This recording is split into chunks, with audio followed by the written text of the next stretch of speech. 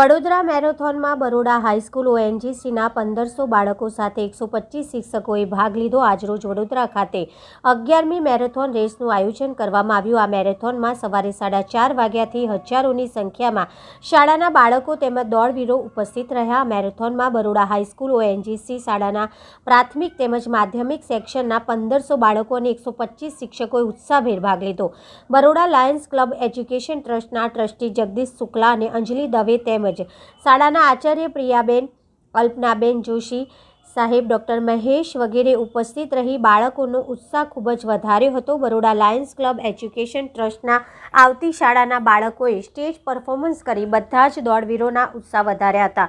શાળાના વિદ્યાર્થી જીત પટેલ 10 કિલોમીટર રેસમાં ભાગ લઈ પૂર્ણ કરી હતી, જેમને એથ્લેટિક્સ એસોસિએશન દ્વારા મેડલ આપી પ્રોત્સાહિત કરવામાં આવ્યા હતા।